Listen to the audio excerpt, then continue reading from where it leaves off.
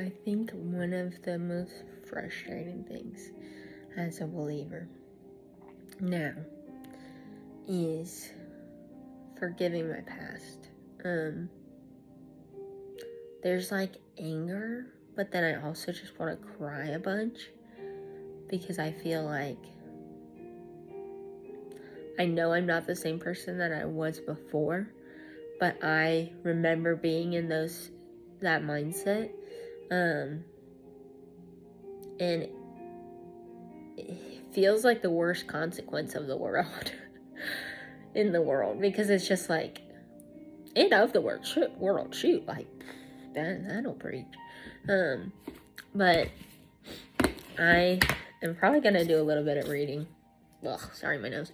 I'm probably gonna do a little bit of reading of this. My counselor gave it to me to read, because like this is what I'm walking through right now. Like, I've had occasional moments where I'll be just thinking or like processing, or randomly too even, and it's just like I remember something from my past, or I have a similar feeling that it like happened. Sorry, I'm not loving the angle. Or I'll remember something from my past, and then I automatically like rebuke it, and I'm like, well, that's from the devil. But no, I think it's God trying to bring it out of me, because clearly it's something that still bothers me and something that I haven't let go of, and he's trying to set me free. And last night I had a dream about me like flying as a human, where I remember I had to choose, like I had to close my eyes and believe I could do it, and then I flew. And I think the same thing is true with freedom. Like, I think you have a choice whether or not you want to be free.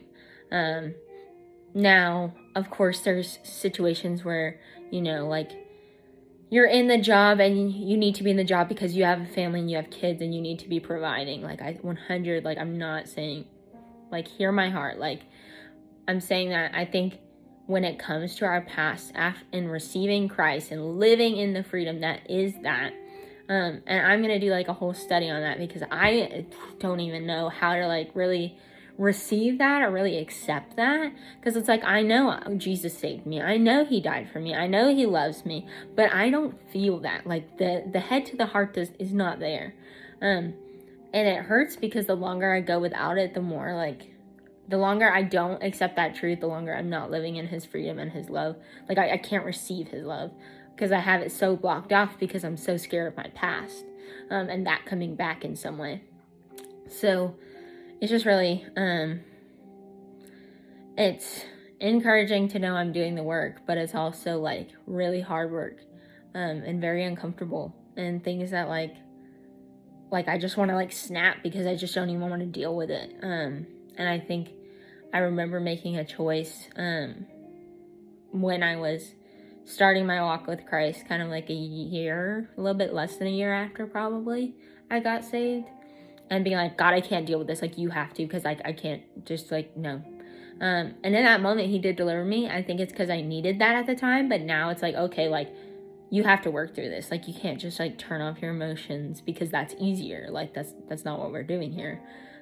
Because then like he can't really heal that wound if I never expose it to him. And yes, he can see the wound. He knows how to get to the wound. If he wanted to, he would just boom, boom. But he's a God that knocks. And so I have to choose to let him in my heart. So I think it hurts a lot. Like, I feel like there's like this super painful wound in my heart that's just like screaming at me like, what are you doing?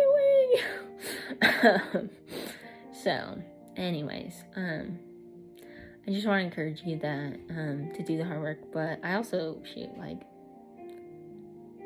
it's okay that it's hard, and you don't need to do it all. Like, God's gonna do part of that, and I'm speaking to myself there too. So it's just really painful for me, and I just like don't even want to deal with it, to be honest.